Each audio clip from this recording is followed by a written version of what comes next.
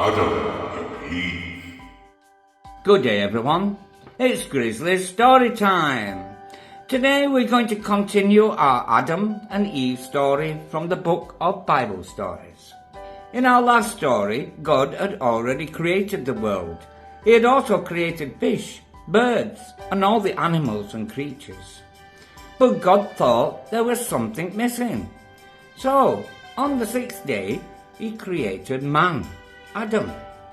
And because Adam was lonely, He then created Eve from Adam's rib. He had already created a beautiful garden for them, the Garden of Eden. He told them that they could eat anything they desired from the garden, but don't eat from the tree of knowledge. Let's find out why and whether they obeyed God or not. Let us begin.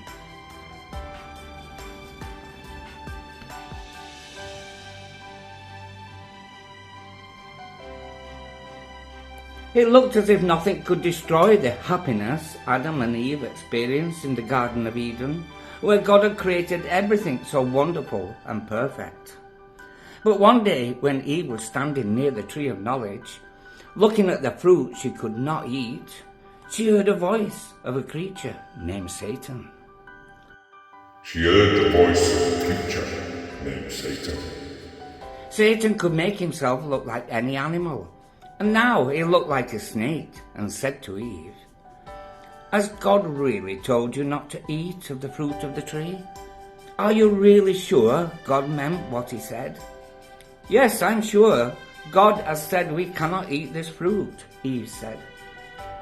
"But are you sure you cannot just have a little bite of the fruit? I can tell you, they really taste good," Satan tempted. And Eve could not stand the temptation. She reached out and took fruit from the tree, tasted it, and she ate it. She took fruit from the tree, tasted it, and she ate it. She also gave some to Adam, and he ate it too. But as soon as they had eaten the fruit, they felt bad. Everything was suddenly different, and they were ashamed for what they had done.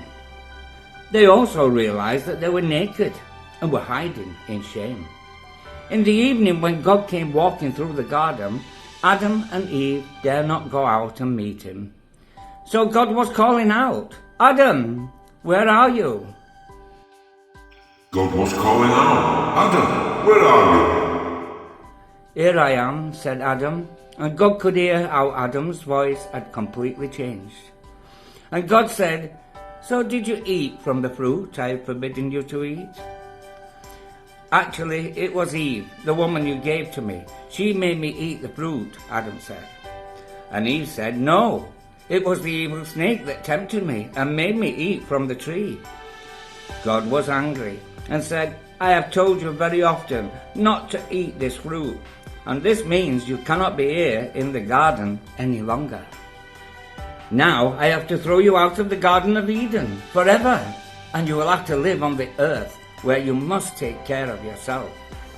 And you will no longer be able to speak with me face to face like you have done here in Eden." It was a very sad day when Adam and Eve had to leave the garden. An angel holding a flaming sword was guarding the entrance to Eden, preventing anybody ever to enter into the garden again. An angel holding a flaming sword was guarding the entrance to Eden. The paradise in the garden with God was lost for Adam and Eve. But God still loved Adam and Eve. God did not forget them. That's the end of the Adam and Eve part of the story. They really should have listened to God and not have disobeyed Him. That Satan guy disguised as a snake really messed it up for them, didn't he? God was truly angry and disappointed with Adam and Eve. But I think He should have given them another chance and allowed them to stay in the Garden of Eden. He should have thrown out the snake instead. What do you think? I wonder what will happen to Adam and Eve. Do you think they can survive without the help of God? Well, our next story is about a big ship with lots of animals. Do you know what the story is called? See you again soon. Bye!